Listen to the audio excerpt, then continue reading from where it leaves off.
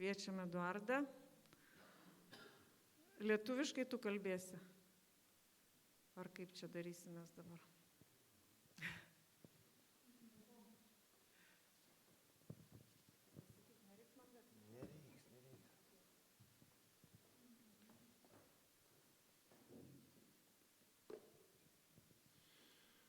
Aleliuja. Šiaip labai gerai turime airišką bendruomenę, kuri vis atranda naujų inovacijų ir dabar vertimas gali būti keliom kalbom. Bet kad turėti vertimą keliom kalbom, turi būti telefonas ir ausinės, kad girdėtų, įverstų. Jeigu ką, sekantį kartą. Taip, ačiū Dievui už jo malonę. Ir dabar nuėjus atsigerti, kažkaip tai man staigiai atėjo tokia mintis. Jūs kada nors pagalvojat, ant kiek mūsų Dievas dosnus? Kada dykumoj buvo susirinkę žmonės, ir ten sako, vienu atveju 5000 vyrų tik tai, kitą kartą 7000 vyrų. Iš kelių, ten praktiškai pietus vieno vaiko buvo, kelios žuvytės ir duona. Tai pietus buvo vieno vaiko. Dievas padaugino į ant tiek atliko dar 12 pintinių maisto. Jūs įsivaizduojate, ant kiek mūsų Dievas dosnus ir galingas. Kad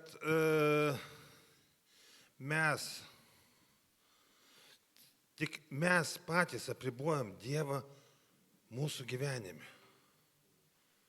Dievo veikimą mūsų gyvenime. Mes patys. Ne kažkas tai. Kada Jėzus kabėjo ant kryžiaus, prieš išeinant, prieš atiduodant dvasią, ką jis pasakė? Atlikta. Jis viską atliko. Tai, kas buvo, ką reikėjo, kad mes galėtume tiesiogiai bendrauti su Dievu. Jis viską atliko. Tuo pačiu metu šventykloje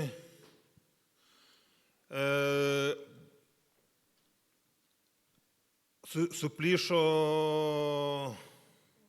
uždanga. Ta uždanga ne šiaip savo buvo užuolaidėlė kažkokia tai. Ten buvo tokia medžiaga, kad perpjaut sunku, jinai perplyšo. Žydai dabar bando atstatyti šventyklą. Čia vadinasi,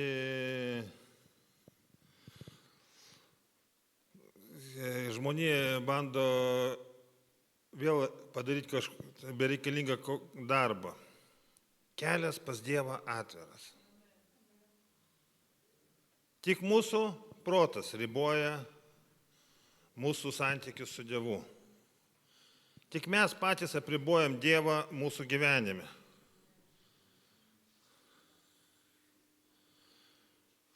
Prieš kiek 12 metų, kaip tavo mama susirgo, jo? 11 ar 12 metų. Prieš 11 ar 12 metų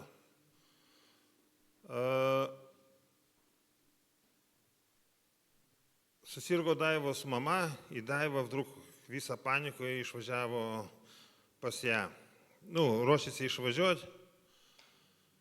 Ir išvažiuoja, o aš, kaip visada, man nedaug pavalgyti, daug paškandalinti. Žinodamas, kad jinai išvažiuoja ir man nepalieka ne kapeikos. Nu, blin. Man tai pinigai, aš ten galiu po svečius pavažinėti, pavalgysiu, bet aš jau pripratęs. Bet reikėjo, kaip tik buvo likę nedaug laiko iki mokėjimų už rentą. Turėjom sumokėti už rentą ir viskas. Man proga yra sukelti skandalą. Aš jau ruošiaus, galvoju, palauk, kol iki aerouosto davažiuosim, aš tau visus smegenis išnešiu. Žiūrėkit, koks aš geras vyras.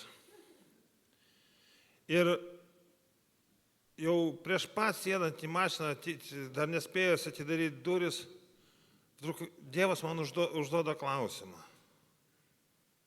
Ir klausia, a kas tavo aprūpintas?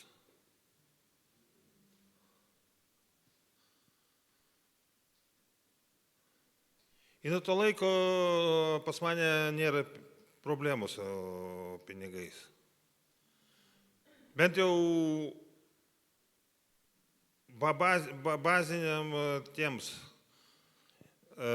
reikalams užtenka ir dar lieka. Bet problema, žiūrėkit, aš jau 20 metų buvau tikintis. Ja? 20 metų aukojau, dešimtinę aukojau daugiau, ten nesvarbu, kiek aukojau. Bet net ašgi pats apribojau Dievą savo gyvenime. Mano mąstymas apribojo Dievą mano gyvenime. Ir čia tik vienoje srityje. Yra daug sričių, kuriuose mes apribojam Dievą. Ir visų pirma, pasitikėjime Dievu mes apribojam jį.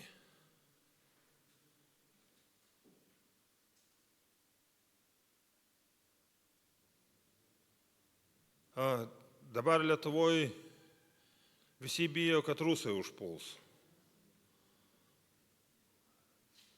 Ten kažkur tai kitur bijo dar kažko tai. Žmonija bijo, bet pasaulis bijo, visas pasaulis bijo. Bet kodėl mes kaip bažnyčia bijom to?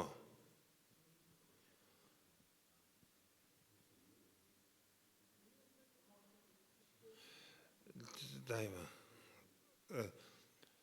Tai,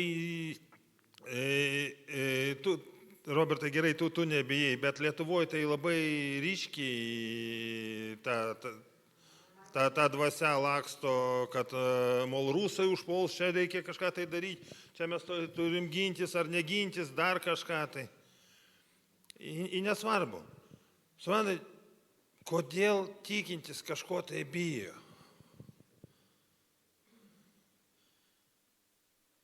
Mes visi mirsim, bet visi gyvensim amžinai.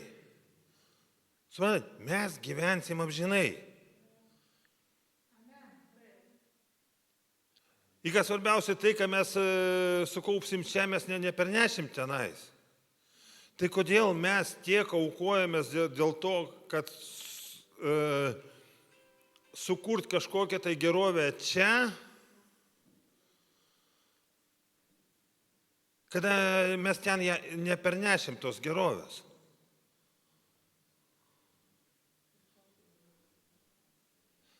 Mes nepernešim ten tos gerovės. Ką Jėzus sako? Kaupkite turtus aukštybėse. Ne čianais kaupkite. Dievas nesako, kad čia atiduokite viską net daugiau negu turite. Ne. Bet atvirai pasakius,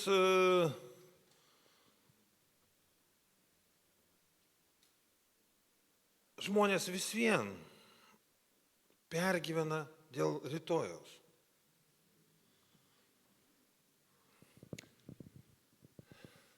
Mes pergyjam dėl savo vaikų. Žiūrėkit, sukako vaikui 18 metų. Jis pasakė, tėveliai, goodbye, viskas. Atsiknyskit nuo manęs, daugiau nelyskite mano gyvenimą. Taipgi būna dažniausiai. Vienaip ar kitaip, gal ne taip tiesiogiai, bet taip gražiai sako, tėvai, į šoną, nemaišykit man, aš pats protingiausias.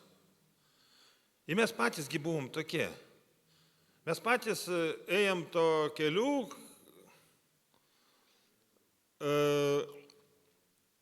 ir patys bandėm atrasti geresnį gyvenimą, negu gyveno mūsų tėvai.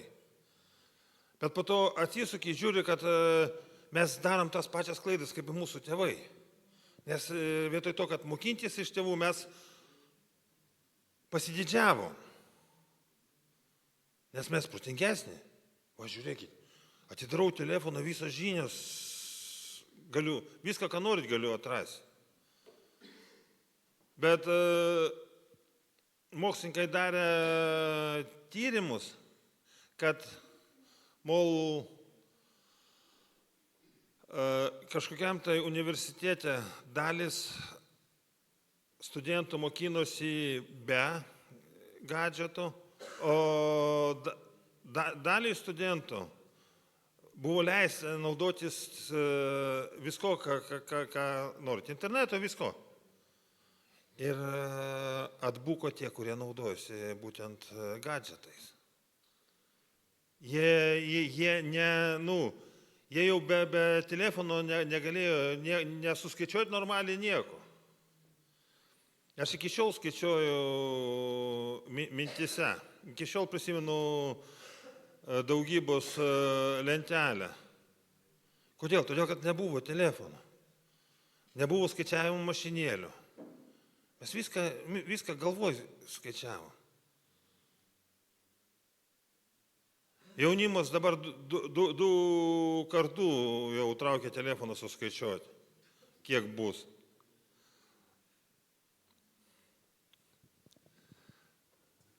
Be telefono net nuvykti kažkur tai negali. Aš jau irgi atpratau nuo žemėlapio, bet aš bent jau Dubliną žinau daugmaž taip. Nepasakysiu, kad visas gatvės žinau, bet šiaip žinau Dubliną. Galiu į bent kokį kraštą nuvažiuoti be žemėlapio. Užsimerkęs negaliu. Stulpų per daug pastatyta, bet kai kurie žmonės iki parduotuvės eina su navigacija. Ten, kur pastoviai vaikšto. Aš čia biškutį, aišku, padidinu tą, bet yra problema tame, kad Dievas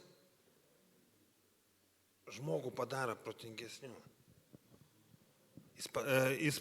Mūsų smegenų galimybės yra neribotos. Nes mes sukurti pagal Dievo atvaizdą į pavydalą. Mes sukurti pagal Dievo atvaizdą į pavydalą.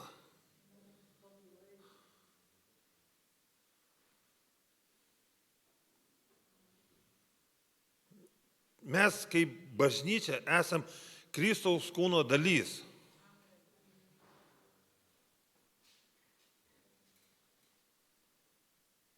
Pasaulinio Kristaus kūno dalys.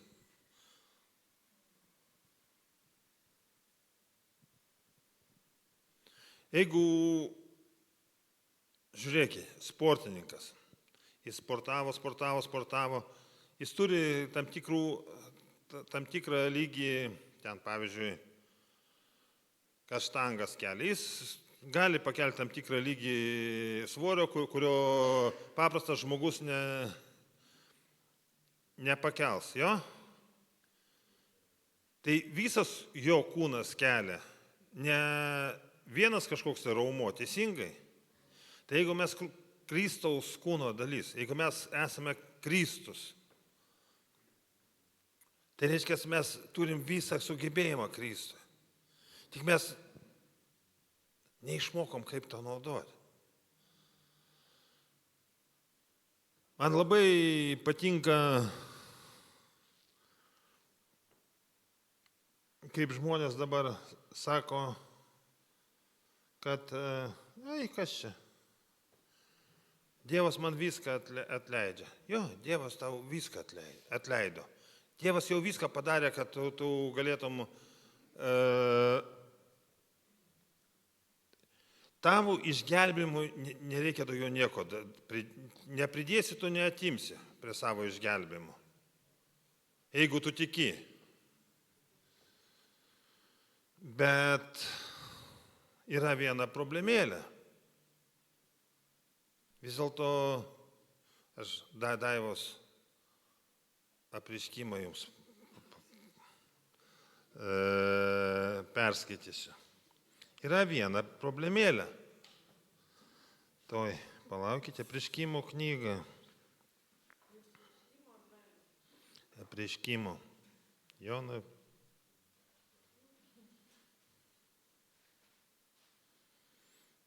Tai.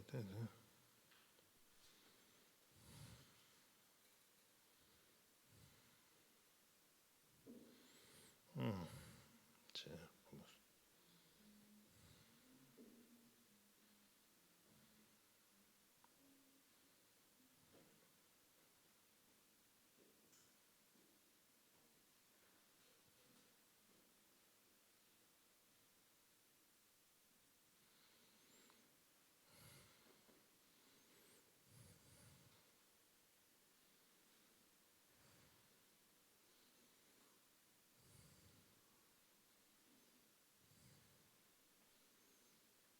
От pamečiau.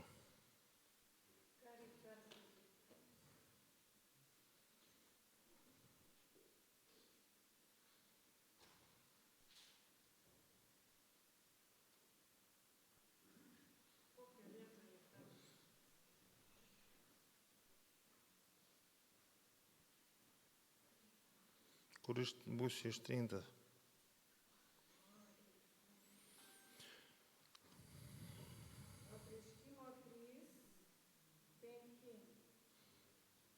Tai lietuviškai, rusiškai buvau iškart radęs, lietuviškai. Taigi nugalėtojas bus aprengtas baltais drabužiais ir jo vardo neištrins iš gyvenimo knygos.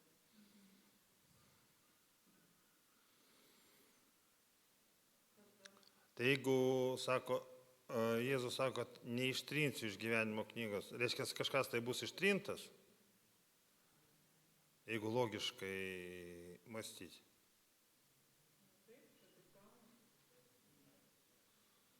Jeigu logiškai mąstyti.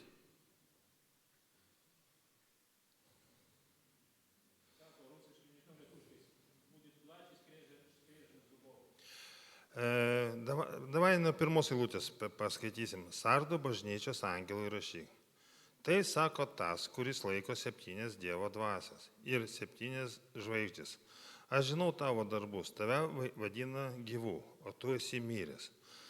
Pabusk ir stiprink, kas dar tik merdi. Aš nerandu tavo darbų tobulų mano Dievo akivaizdoje. Todėl prisimink, kaip esi priėmęs, išgirdęs, laikykis to ir atsiversk.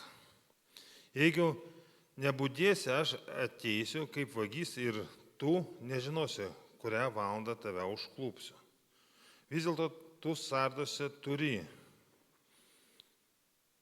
Tegul ir nedaugelį žmonių, kurie nėra susitepę drabužių, jie vaikšto su manimi apsirengę baltais, nes jie šito verti. Taigi, nugalėtojas bus aprengtas baltais drabužiais, jo vardas jo vardo neištrinsiu iš gyvenimo knygos. Aš išpažinsiu jo vardą savo tėvo ir jo angelų akivaizdai. Kas turi ausis, te klauso, kad dvasia skelbia bažnyčiai.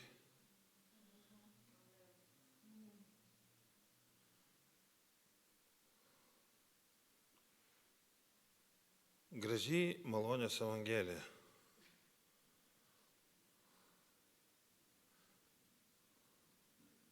Viskas gerai. Darykit, ką norit, viskas bus gerai. Nu, nebus viskas gerai.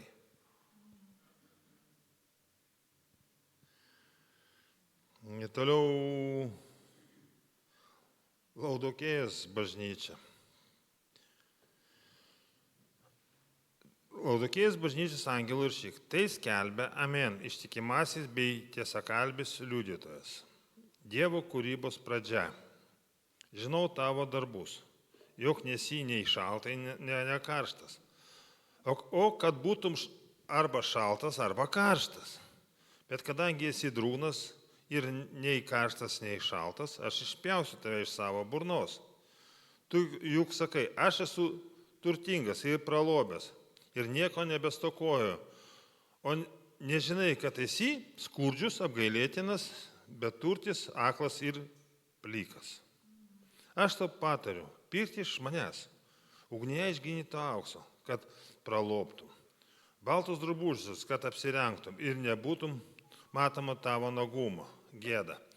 Ir tepalu pasitepti akim, kad praregėtum. Aš barų įugdau tos, kurie myli.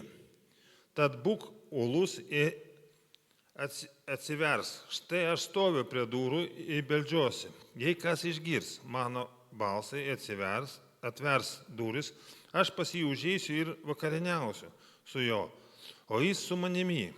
Nugalėtojui aš leisiu atsisėsti šalia savęs, savo soste. Panašiai kaip aš nugalėjau ir atsisėdau šalia savo tėvo, jo soste.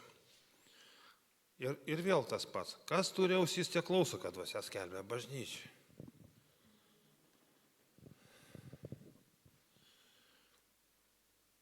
Mūsų prigimtis visą laiką kalba. Aš.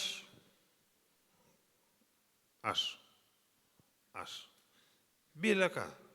Aš žinau, kaip turi būti. Aš žinau, kaip Dievui tarnauti. Aš 20 metų galvoju, kad aš kažką tai žinau. Atėjo laikas, žiūriu, kad aš nieko nežinau. Atsiverčiu Bibliją, žiūriu, aš net šventą raštą skaitau, atrodo, kad aš jo neskaičiau. Visiškai naujai atsiveria šventas raštas.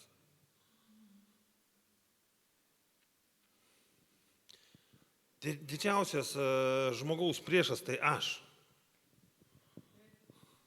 Didžiausias. Kas svarbiausiai, sunkiausiai sunaikinamas.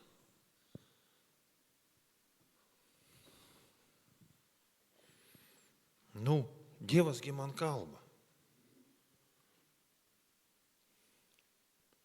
Bet kada Paulius kalba apie pranašystės, ką jis sako? Gerai, kad jūs pranašaujat, labai gerai, puikiai, pranašaukite toliau. Bet pranašaukite kaip? Dviese ar triese pranašaukite, o po to ištirkite tas pranašystės. Tolko iš tų pranašavimų, jeigu tie pranašavimai neįsipildo. Yra pranašystės, kurios skirtos tolimam laikotarpiu. Yra ir tokios pranašystės. Bet pranašystė turi ugdyti žmogų. Visų pirma, tam žmogui pranašystė neturi tapti naujieną. Jam Dievas irgi apie tą patį turėtų kalbėti.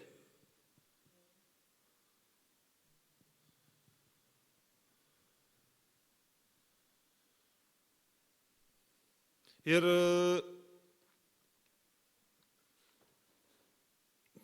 jeigu net šiandien išgirdot pranašystę, kad jums reikia vykti į Afriką, gelbėti juodukų, patariu jums porą metų pasimelsti, papasnikauti tą temą. Viskam yra savo laikas, kurį Dievas duoda. Dievas gali kalbėti, kad tu tarnausi. Tik aš įtikėjau, Dievas įdėjo norą tarnauti man žmonėms. Nors atvirai pasakius, visiškai nemokėjau kalbėti. Kažkokiu tai ilgų monologų. Bet norėjau tarnauti žodžiu.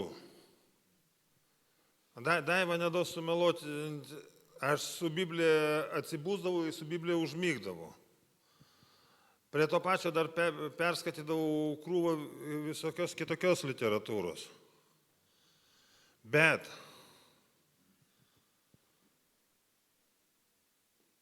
tik po 15 metų aš pradėjau tarnauti. Po 15 metų man Dievas pasakė, atėjo laikas tarnauti. Nors iki tol aš irgi tarnavau. Bažnyčiai 15 metų. 5 metai mes priklausėm tikėjimo žodžio tikėjimui, jo? Ten nuo mūsų iš vis nieko nepriklausė, kaip sakosi. Ką pasako iš viršaus, tą mes įdarėm. Po pusę metų mes su Daiva supratom, kad reikia pradėti į saviveiklą užsiiminėti. Pradėjom tarnauti žmonėms, nors mes nebuvom pastatyti, į mus net nežiūrėjo kaip į organizatorius. Nors iš esmės mes viską organizuodavom. Į tai mus nesustabdė, mes tarnavom.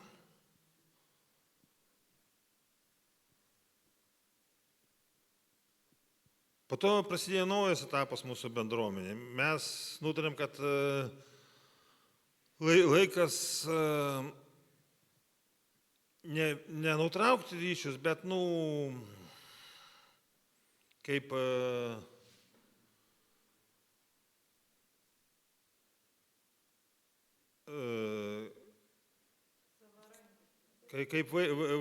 vaikas vaiką maitina motina, bet kažkada tai nustojo maitinti. Nemaitinagi iki 25 metų. Nutarėm, kad laikas pradėti kažkaip tai judėti savarankiškai.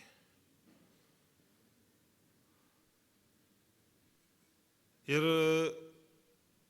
vėlgi,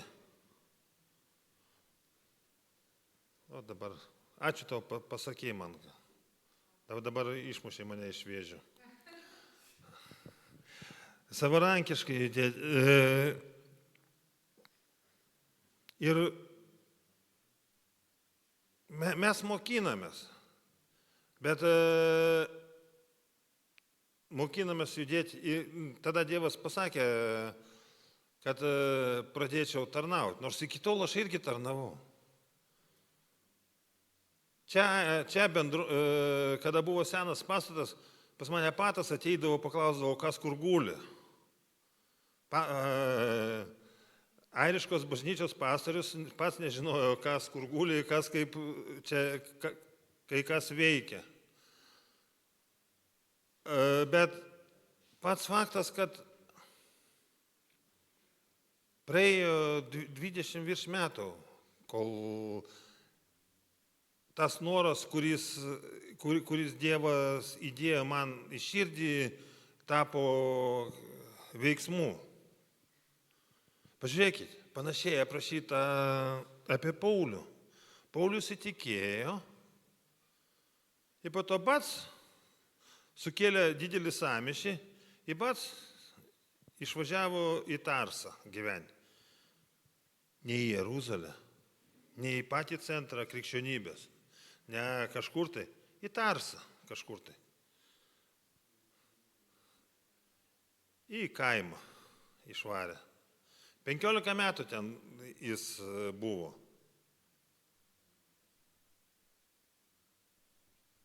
Dievas kažką tai darė jo gyvenime. Dievas visą laiką daro mūsų gyvenime kažką tai. Ar mes norim pasiduoti tam, ką Dievas pasiruošęs daryti mūsų gyvenime? Ar mes norim tam pasiduoti? Ar mes norim sekti Dievu?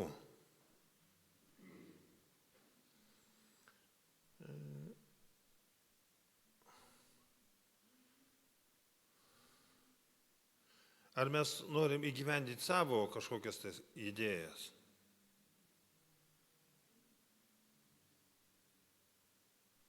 Kad suprasti, ką Dievas nori mūsų gyvenime daryti, kaip Dievas veikia iš vis mūsų gyvenime.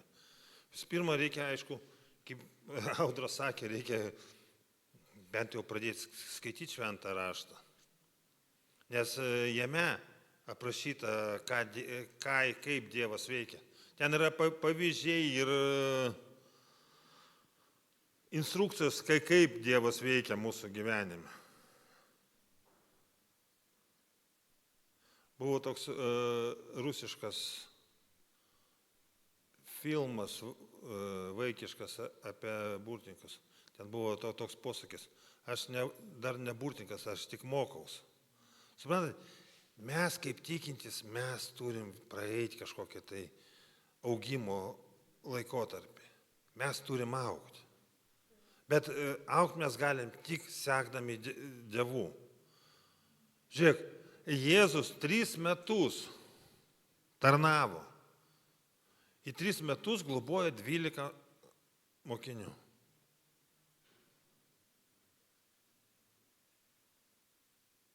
Dievo sūnus, kuris galėtų sukurti didžiausią bendruomenę pasaulyje. Jis išaugino 12.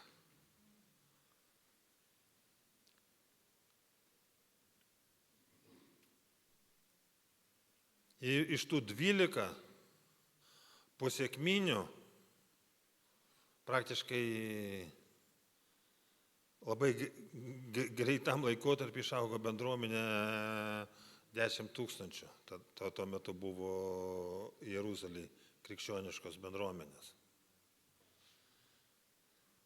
Viskam yra savo laikas. Suprantate? Kaip vaikas nenorėtų važinėti automobiliu, kol jam nesukaks 18 neišlaikys teisės, galima Lietuvoje anksčiau galima buvo net 17 išlaikyti teisės, bet važinėti tu vis vien turi teisę tik nuo 18. Yra tam tikri įstatymai. Į Dievo karalystę yra tam tikri įstatymai. Tu neperšoksi to, kas nustatyta. Neperšoksi, paprasčiausiai. Aišku, gali pasakyti taip, kaip aš Rokui pasakiau, kada jis paklausė, tete, a kam tau teisės, jeigu tu į taip moki vairuoti? Sakau, teisės ne man reikalingos, teisės policininkams reikalingi. bet tai neapsaugo tave nuo baudos teisingai ir dar nuo didesnio nemalonumo, jeigu tu važinėjai be teisių. Yra tam tikri įstatymai, kurių neperšoksi. Į Dievo karalystę, suprantat, viskas, kas šioje žemėje vyksta jo, atėjo iš aukštybės. Tik tai yra dar vienas momentas. šioj žemėj kol kas žmogus leido priešui naudotis to, kad Dievas davė žmogui, kokią valdžią. Velnias naudojasi to, kad žmogus atidavė savo valdžią, skirtą jam nuo Dievo, naudotis velniui.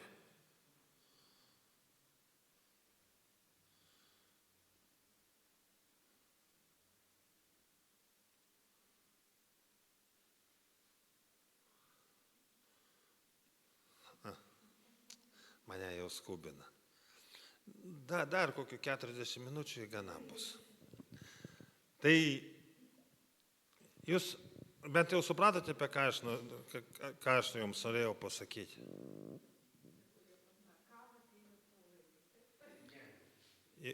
Ja.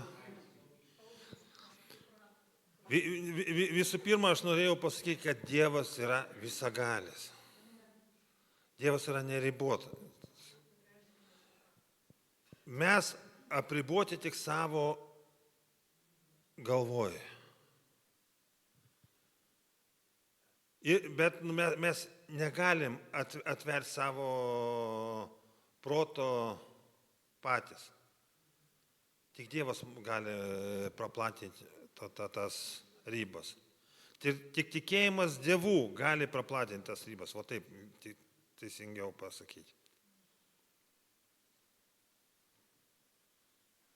Viskas. Amen. Sakei tu darys. Ir kad mes neužmirštume, ką Kristus padarė. Jis paliko mums tokią tradiciją. Aš skaitau tą tradiciją vieną iš tų tradicijų, kurių aš nekritikuoju. Daugumą tradicijų bažnytinių aš mėgstu pakritikuoti. Savo brolius katalikus, stačiatikius, sekmininkus, baptistus. Aš visus kritikuoju. Bet ta tradicija, tai be jokių abejonių palikta mūsų viešpaties Jėzaus Kristus. Paskutinta vakarienė, kurią jis praleido su savo mokiniais, jis pasakė, imkite vyną, tai mano kraujas aukojamas dėl jūsų, imkite duoną, tai mano kūnas paaukotas dėl jūsų. Ir neužmirškite to niekada.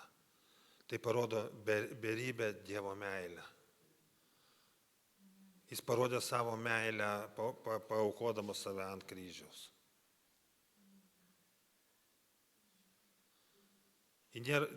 Tai reiškia, nėra jokių ribų mums. Jeigu mes esam tikintis Jėzumi Kristumi, mūsų viešpačiu. Čia netikinčių nematau. Visi mes supermenai ir superwomenai. Pagalvokite apie tai, taip. Karts nuo karto pamastykite. Валера ушел, вернется не скоро.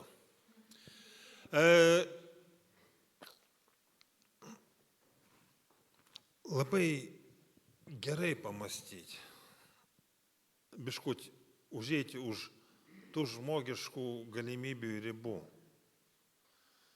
Nes dažniausiai mes patys save susiaurimas tose savo galimybėse. Viena iš tokių susiaurinimų, aš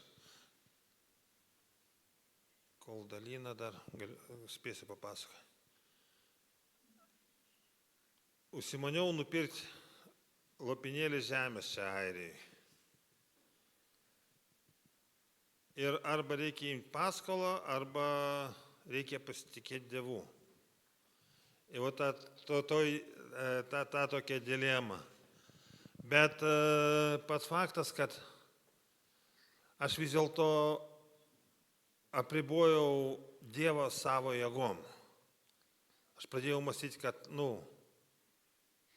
aš tai padarysiu. Va, vienas iš pavyzdžių, kuris parodo, kad mes apribojam save. Jeigu tai tiksliai, kaip sakosi, jeigu tai tiksliai iš Dievo, tai Dievas įduos man tai padaryti. Įvykdyti tai, ką aš suplanavau. O jeigu ne iš Dievo, tai kam man vargti? Tai va. Tai kas turi už ką atsiprašyti, atsiprašykit prieš viešpatį. Kas neturite už ką atsiprašinėti, atsiprašinėkit. Ir prisimenam tada mūsų viešpatės Jėzaus Kristaus darbą atliktą.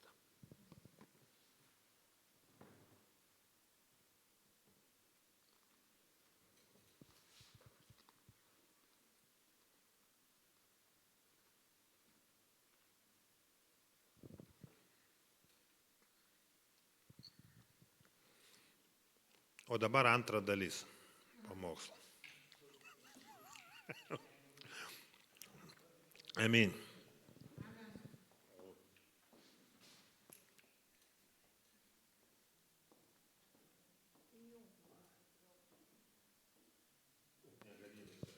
Viens.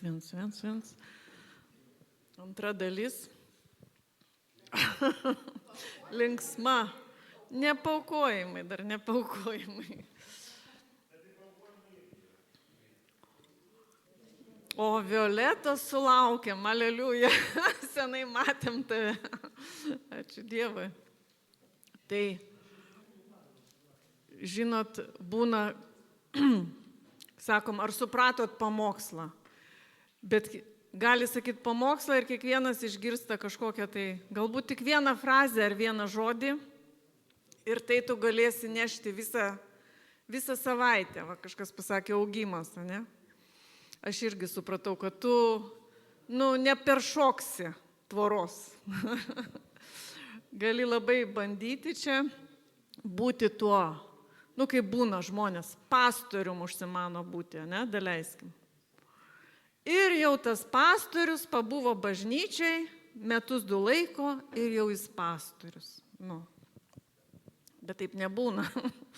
Žmogus, krikščionis daug per ką turi praeiti, visokius išbandymus, ištyrinimus, kol jisai tampa ten to pastoriu. Tai aš manau, panašiai jisai kažką turėjo omeny. Ir šiandien mes turim gimimo dieną, Audronės. Norėčiau trumpai apie ją pakalbėti. Nieko blogo, ne? Ne tik apie Jėzų, bet ir vienas apie kitą pakalbėti. Tai Audronė, jinai tikrai perėjo pagal tą pamokslą per ugnį ir vandenį. Įtikėjo jinai anksčiau už mane, mes abi senai tikinčius. Kėdainiuose, Lietuvos miestas toks yra, vidurys centro, Kėdainiuose. Ir abi mes lankėm vieną bažnyčią ir abi tarnavom šlovinime. Abi buvom sesės ir dabar sesės ir, kaip čia pasakyti, geriausios draugės, ne? Ir taip atsitiko, kad Audronė atsitraukė, išėjo iš bažnyčios. Kas čia cypia? Šuniukas pavargo. Tik kas tau yra. Patinka ir tau, Audronė. Tai va. Ir aš taip, neužpikau ant jos, bet viduj taip supikau, galvoju, kaip tu drįsti palikti mane dabar čia. Ir atsimenu, mes svajojom, šlovintojos, kad mes kažkada kartu keliausim į Izraelį, ten šlovinsim. Ir galvoju, iškeliavo panelė. Ir žinot, aš tai tokia tikinti, netikinti. Ir stebuklus gaunu, netikėjau, žodžiu, išgydymą, Audronė atėjo, pasimeldė, gavau išgydymą. Ir tikrai, jo, kiek tu metų nebuvai bažnyčiai, kai atsitraukai, Audra? 13 metų jos nebuvo bažnyčiai. Ir aš būdavo, prisimenu ją, bet taip kažkaip galvojau, kas žino, ar jau čia grįžta Audronė. Tiesiog ilgas tarpas, 13 metų. Mes atvykom į Airiją, žodžiu, daug dalykų keitėsi. Mane vienas vyras paliko, po to aš ištekėjau, ta prasme, daug visokių išbandymų mano gyvenime. Ir Audronė, ir gatvėje gyveno, miegojo, ir neturėjo ką valgyti. Ir galvoju, ar gali Dievas pakelti tokį žmogų ir naudoti? Vat gali. Tai įsivaizduokit, kaip jinai augo. Jinai tikėjo, buvo karšta Dievo moteris. Atkryto, pabuvo ten gatvėje. Ir Dievas ją pakėlė. Jinai pati tikrai negalėjo atsikelti iš tokios vietos. Tik tai Dievas ją prikėlė. Ir aš stebiuosi, kaip Dievas ją naudoja. Jinai tarnauja čia šlovinime. Airijoje, Dubline jinai skelbia Evangeliją. Ir kada su tom airiam vaikščiojo tame mieste, tie benamiai jau ją pažįsta, nes ji nebijo prieiti ir paskelbti Evangeliją. Dėl ko jinai toj gatvėje buvo? Kad jinai suprastų tuos, kurie gatvėje, kad jinai turėtų gautų gailestingą širdį, prieitų prie žmogaus, kuriai, jin sako, man taip norisi skelbti Evangeliją, Daiva, einam. Man viena Jėzus ir po 2 siuntė, einam į Dublino gatvės. Ir būna mes susitinkam vidury savaitės ir einam abi. Žodžiu. Tai va, ačiū Dievui už Audronę, kad Dievas ją prikėlė. Ir žinot, jinai nors nėra ta profesionali dainininkė, bet jinai turi tarnaitės širdį. Dievas jai davė tą tarnaitės širdį ir atsakingumą. Aš pagalvoju, kokia Audra yra atsakinga. Ir aš kitą kartą galvoju, kodėl tie vyrai negali ateiti, čia sujungt, pasirūpint. Ateina Audra anksčiausiai ir jungia ten vargšė, kitą kartą galvoju, gaila, skambina, negaliu sujungt, kur Edikas, kas man padės. Dieve, atsiųsk tų vyrų, mum brolių, kurie, pajungtų, kažkaip padėtų, bet jinai eina ir daro. Galvoju, tikrai ačiū tau, Dieve, už Audronę ir aš galiu drąsiai pasakyti, kad šalia mūsų su Ediku yra Audra. Tikrai. Kur gali pasitikėti, jinai ateis ir, padarys. Į gatvę noriu eiti, Audra eis su manim. Nors jinai šitiek ligų praėjus, šitiek operacijų. Kiek tu kartų jau mirus buvai, Audra? 2 kartus buvo mirus. Ir Jėzų matė, aliuja.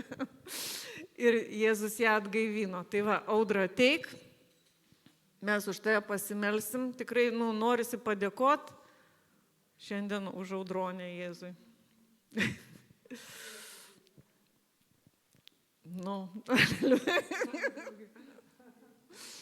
Ačiū tau, Dieve, kad gražinai ir man Audronę. Ačiū, Jėzau. Ir man užrašiau atvirutį, norisi verkti, kad tu esi tikrai ta graži kolona Dievo namuose. 144 psalmė, kad sako, jo dukteris kaip gražios kolonos, išdrožinėtos. Tikrai graži kolona Dievo namuose. Ir visos jūs taip pat, bet čia šiandien diena Audroniai. Aleliuja. Ačiū tau, Dieve, dėkoju tau už Audrą, Viešpatie Dieve, mes laiminam, ištiesiam rankas ir visi dėkojam, laiminam Audrą.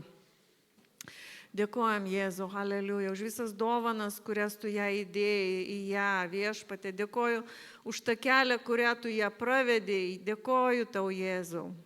Dėkoju, kad prikėlė ją, Dieve. Ir aš tikiu, kad mes dar vyksim į tą Jeruzalę kartu.